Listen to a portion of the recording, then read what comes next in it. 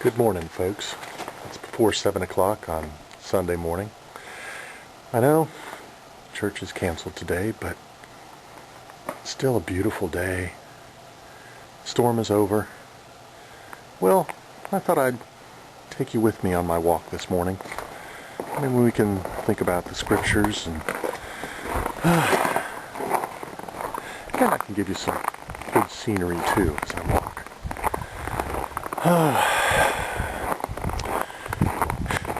It's funny. The gospel story I was going to focus upon in my sermon this morning is one that might make you a little chilly on a day like today. The story of, you can find it in Luke chapter 5, the first 11 verses. In fact, you could pause this video right now and go read it. I'd even suggest it.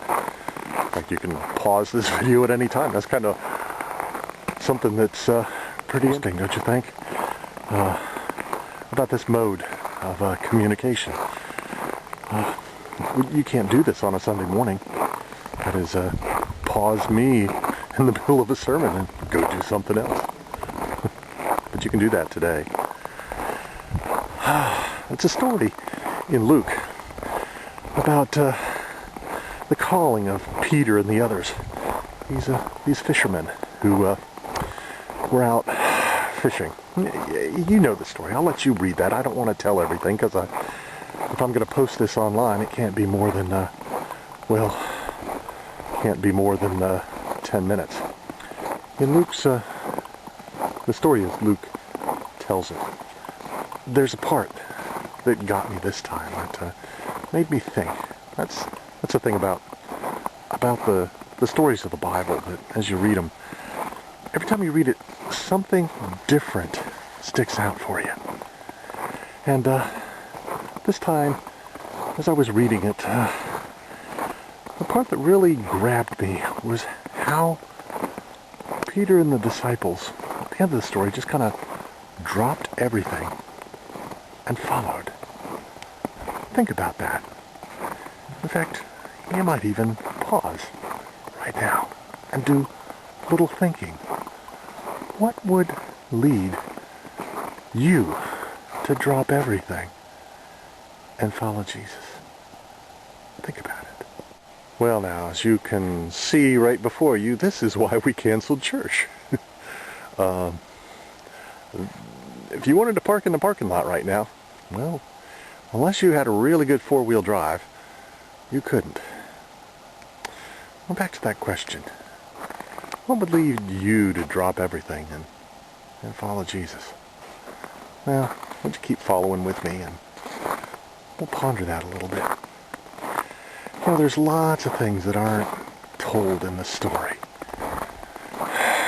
And that's good, because we don't need all the details. Sometimes the fewer details we have, the easier it is for us to kind of step into the boat, so to speak.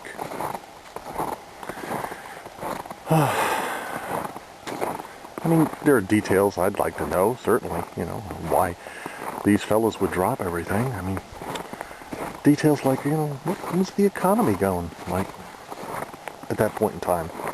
I mean, what sort of prices were these fishermen getting for their fish? I mean, if the economy wasn't good, that might be a plus towards dropping everything and following. Other details, what the environment of the lake was like then. The fish, it's not easy to think of fishing on a cold morning like today, unless it was ice fishing. Was that lake overfished? Were there too many fishermen on the Sea of Galilee? Apparently that particular day they hadn't had much catch. Sometimes fishing is a matter of luck. Of course, when Jesus is around, it might be a different story. Well, there's other things that aren't said. Other details, like the family type of stuff. Were they married? Did they have children? What sort of family did they have to support? Mortgage? You know the details. Things you may worry about. We're not told those. We're just given enough for us to step in and wonder what would get us to drop everything and follow. Well, you know the story. You've read it. And if you haven't, I encourage you to pause and read it again. Maybe reread it. That's the thing about Scripture. You can read it and read it and read it, and the rereading of it doesn't take away anything. It actually adds. You've hopefully read the story, Luke 5, 1 to 11. Jesus told them to put their boats out to the deep water, and I've heard lots of sermons on what that deep water may indicate. Which is good. That's where we ought to go too, as we ponder what our deep water is, but that's not where I'm going today. And out in that deep water, cast your nets, and they did, and it was enough to almost swamp the boats, the number of fish they got in. And they came in to shore with their boats. The interesting thing is, Peter, his first reaction was one of fear. He was afraid of Jesus. I think maybe his fear had less to do with Jesus and more to do with himself. I mean, he talked about kind of his current state of affairs. Who he was, what kind of man he was. Well, here we are at the church cemetery. You can barely see the gravestones, can't you? Well, cemetery always gives us a pause to think. The lives of other people there. Some of whom I know. Some of whom I help to bury and to remember their lives and to celebrate their homecoming. These are, in some cases, people who followed Jesus. What did they drop in following him? Oh, I like this scene. It's one of the Priegel boys. After they've been opening up the farm, they're going to neighbors to help clear out. Oh, and he's coming this way.